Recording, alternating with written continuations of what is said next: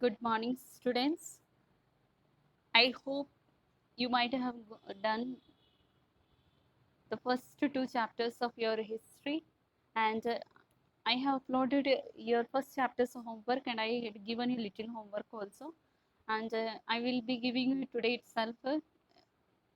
I will be giving the second chapters of homework also, the question answers, and whichever exercises I ask you to do yourself, please do it by yourself. Okay. So once again, I remind you, if you have not completed the work, please complete it. And you have to go through the whole chapters in your lofty homework I will be uploading. Already I uploaded the first chapter of your history. So when you complete the exercises or you find out the answers also, your own if I have asked you in that. So you have to go through the chapter, okay, dear students? So today we shall begin here the first chapter of your civics. Now the first chapter is yours. The name of the chapter is how we run our villages. Okay, how we take care of our villages, how the work is going, how the work goes on in our villages, certain responsibilities. Okay, now how we run our villages, what do you understand by how we run, by how we run our villages? Already I said to you, but according to you, what do you understand by this? How we run, that means how our villages are moving in their responsibilities, in their works, in their being. Okay, so we shall study here today the first paragraph. The community is both urban and rural. Urban means connected with a town or a city. Okay, what is the meaning of urban? Means connected with a town or a city, or and rural means connected with the country, not with the town. Okay, these are not connected with the town, and these are connected with the town. Okay, require public utilities such as water supply, electricity. Now this both category requires public utilities such as water supply, electricity, roads, educational institution, and healthcare facilities. These are called civic amenities. Okay, what it is called? Civic amenities. So if someone asks you what is called civic amenities, so you have to say that the both are the communities, both urban and rural, requires public utilities such as water supply, electricity, roads, educational institution, and healthcare facilities are called civic amenities. Okay, now what is the water supply? That you already know. The electricity, they must have water, sufficient water, electricity, roads, education for their children's future, and the healthcare, some hospitals, okay, to be taken care of their health. So these are all called civic amenities. Okay, now little definition of civic amenities means the facility which are allotted to the general people by the government of India and by the municipal corporation are called the civic amenities. Now these are responsibilities of the uh, these are the facilities which are given to the allotted to the people, general people, by the government, okay, of India, and by municipal, by whom? By municipal corporation. Okay, so these are called the civic amenities. Now the responsibility of managing and controlling civic amenities lies with the government. Okay, now the responsibility of all these civic amenities lies with the government.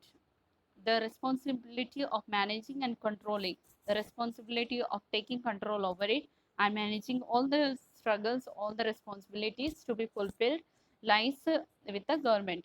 The people of every village, okay, town or city elect representatives to govern their community. Now you have seen that in every village or a town or a city, everyone has their own right to elect representatives to govern their community. Okay, community means that area. Like now we will be studying further. Okay, I will explain to you. In other words, people themselves govern their community through their represent. In other words, you can say that people choose their own uh, person to govern their own community.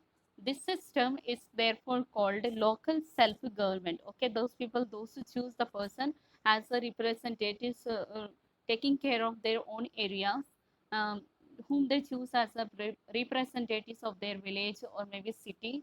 is called local self-government. Okay.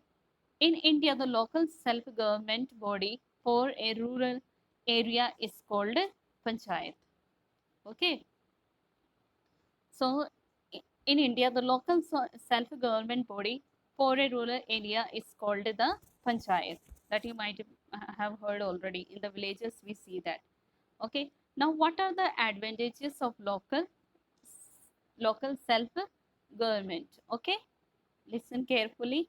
The first one is, in any village or a town, it is the local people and their representatives who are in the place best position to understand their problems. Okay, or maybe in case in any village or a town or a city, it is the local people, means if they choose the representative from that area, local means the persons also are living in that city or a town or a village, it is best for them, because they know they will understand the situation of the people more effectively, with more dedication, because they are living that in that place itself, they have not come from out, so they are seeing the struggles of the people.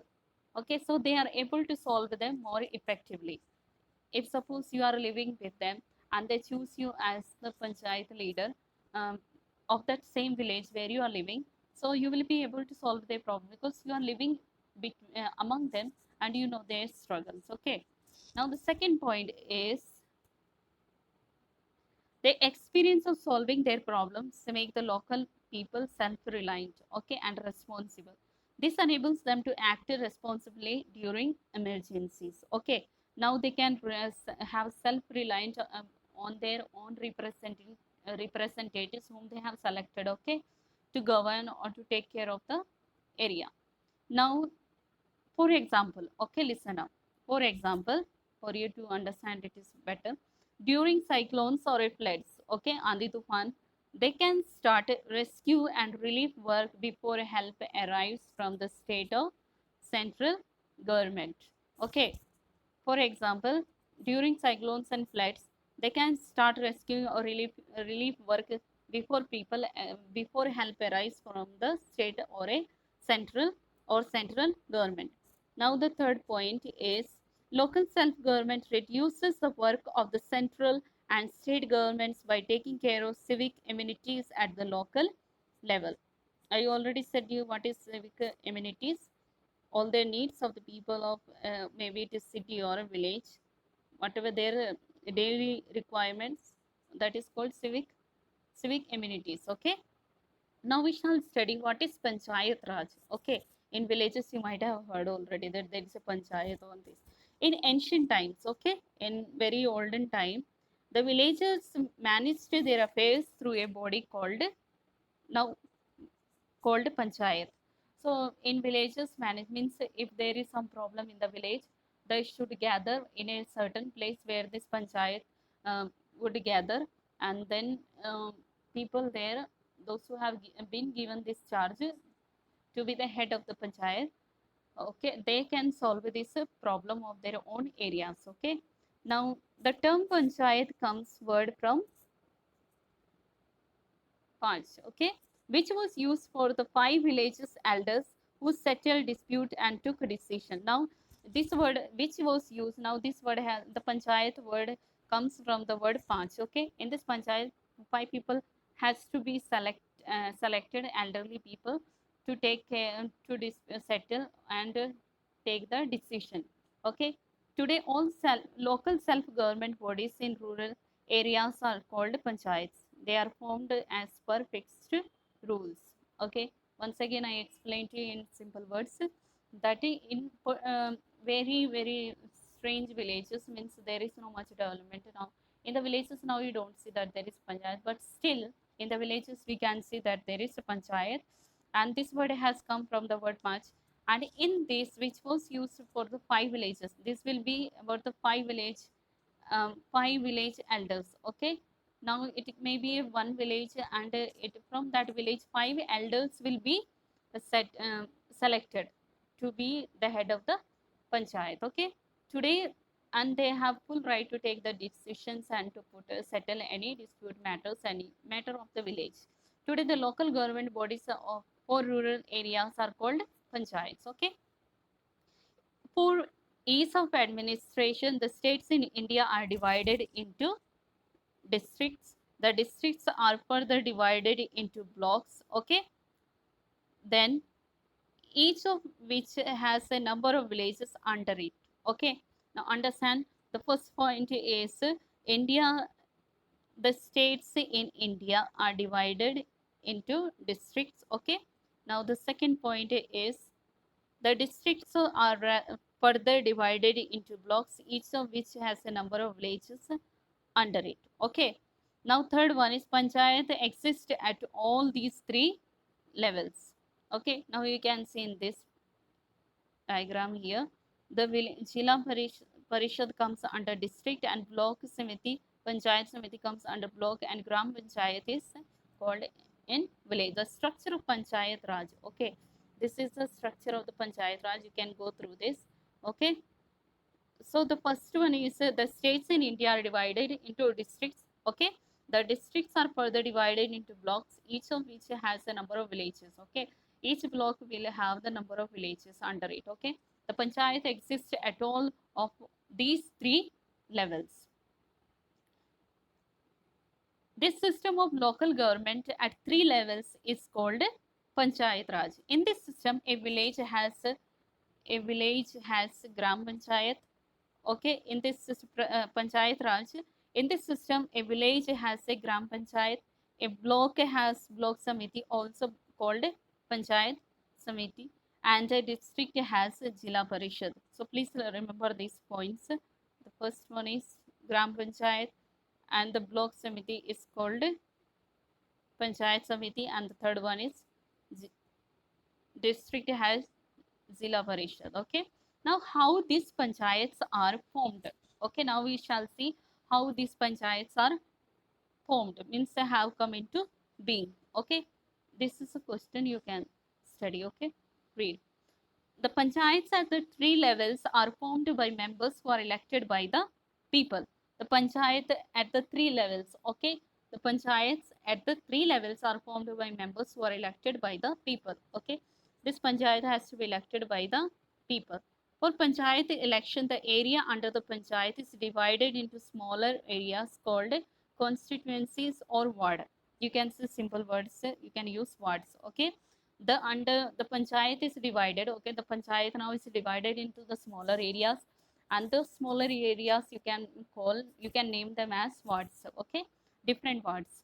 The members are elected for a term of 5 years. Now those people, those are selected or elected by the for the panchayat, they are supposed to be elected for the term of 5 years. Some seats are reserved for women. Okay. Scheduled castes, scheduled tribes, and other backward classes. Now someone asks you, the members are elected for a term for 5 years, and now seats are available reserved for the women, scheduled castes, scheduled tribes, and other backward classes. Now, apart from the elected members, local MLAs and MPs become members of the block committees and Zilla Parishad. And these people also will have all the heads of the Gram Panchayat of a block become members of the block Samiti. Now, those who are the head of the Gram Panchayat of a block become members of the block Samiti. Similarly, all the heads of the block samitis of a district become members of Zilla Parishad. These members are called, now you have to read this paragraph by yourself, then only you can understand more clearly. Once again, I say, apart from elected members, okay, you don't have to count those people, those are elected. Apart from them, the local MLAs and MPs become the members of the block committees and Zilla Parishad. And also all the heads of those who are head of the Gram Panchayats of a block members becomes the members of block committee. Similarly, all the heads of the block committees of a district becomes members of Zilla Parishad, and these are called ex officio members, as they become members because of the official office they hold. The state government has a representative in all the panchayats. Okay, remember that very carefully. The state government has a representative in all the panchayat. it appoints a panchayat secretary. Okay, it will also have a panchayat secretary to the gram panchayat. The block development is a short form video. Okay, block development officer is a government's representatives in the block. Now, who is the representatives of block committee is BDO. Okay, block development officer, and an officer of the rank of a district magistrate, the short form is DM, is appointed to the Jila Parishad. Now, the suppose I ask you now, who is your DM? This is a little homework. Find out who is the DM of your, okay, area. You have to find out now of your district. Okay, who is your DM? You will be knowing already, dear students. There is not much tension for you. If you don't know, find out. Okay, who is your district magistrate? Okay, who is your DM?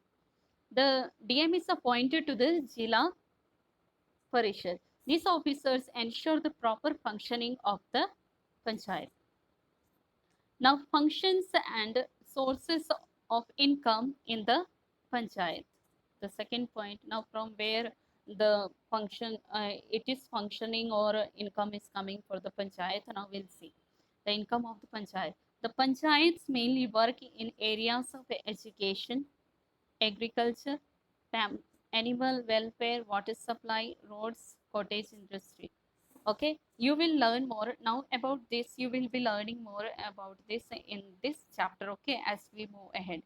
To do their work, the panchayat need money. Okay, to complete any work, you need money. But now we are studying about the panchayat. So to do their work, the panchayat need money. They get some from the state government. Okay, from where they get some from the state government. They also raise money from taxes property on property fares, etc., and from registration fees from the sale of the property and cattle. So, dear students, please go through this. I will be asking you whenever there is a possibility to meet you when you come to the classes, that what is called civic amenities, and what are the urban and rural villages, or what is urban called and what is rural, the advantages of the self government. Okay, then what is panchayat raj? Okay, that you will be explaining to me in your own words. Then how the panchayats are formed, that you have to learn, so please learn this. Okay, now you have to learn also functions and the sources. Little is given here, but then as we move ahead in your chapter here downward, we will be learning about more functions and the sources of income of the panchayat. So dear students, you please go through this chapter, how we run our villages. It is a whole story about the village, how the villages are running, how their work is going on, the panchayat and local self government. Okay, so all the best. Thank you.